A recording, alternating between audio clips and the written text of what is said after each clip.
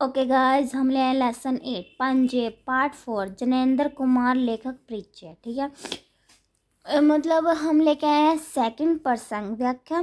ठीक है, इसको अब देखो सेकंड में क्या लिखा है। ये 9th क्लास का ये गाइस, ध्यान रखना और इसको अच्छे से समझो। और प्लीज़ इस वीडियो को जो भी देख रहा है लाइक शेयर सब्सक्राइब करके ज़रूर जाए। और आपके एक लाइक से और सब्सक्राइब से हमें मोटिवेट मिलता है। ठीक है, और अब देखो इस वीडियो में क्या है। मेरे मन में उस समय तरह तरह के सिद्धांत आए। मैंने स्थिर किया कि अपराध के प्रति करुणा ही लेनी चाहिए।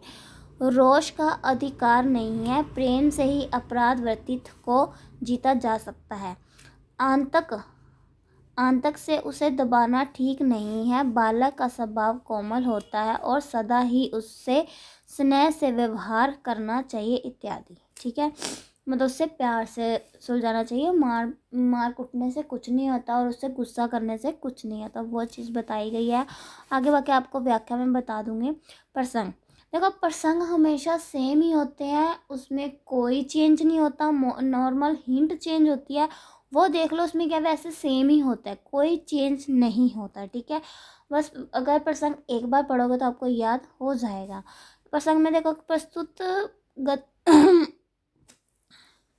प्रस्तुत कदाश जयेंद्र कुमार द्वारा रचित कहानी पंजेब से लिया गया। पहले भी यही था। इस कहानी में लेखक ने पंजेब खो जाने की घटना को लेकर बाल स्वभाव को बहुत ही स्वाभाविक और यथार्थपूर्ण ढंग से उजागर किया है। यहाँ लेखक ने पंजेब के खो जाने पर अपने मन में उठे अनेक विचारों को अभिव्यक्त किया है। इस समय उसके मन में अनेक प्रश्न एवं बात मनोविज्ञान का आधार लिए घूम रही है। ठीक है, मतलब पंजेब घूमने के बारे में बताया गया है। ठीक है, इसकी व्याख्या देखो क्या है। लेखक कहता है कि पंजेब के गुम हो जाने पर जब उसे आशुतोष पर शक हुआ तो उसने आशुतोष से पूछताछ की। उस समय उसके मन में विभिन्न प्रकार के सिद्धांत आए। मतलब अनेकों, जैसे कहते हैं वहम आए, यहाँ की ये हम बहुत मतलब बहुत बातें आई। ठीक है, उस समय उसके मन में विभिन्न प्रकार के सिद्धांत है। इसके लिए उसने मनोवैज्ञानिक का भी सहारा लिया। अत्यंत विभिन्न सिद्धांतों से होते हुए वह इस निष्कर्ष पर पहुंचा कि किसी भी अपराधी के प्रति मन में दयालुता ही होनी चाहिए। बच्चे अत्यंत कोमल स्वभाव के होते हैं, वह कठोरता एवं दंड की भाषा नहीं समझते। उनसे तो सदैव प्यार से बात करनी चाहिए। इसलिए लेखक ने आशुतोष से पूछताछ करने के लिए प्यार और स्नेह पर अधिक जोर दिया।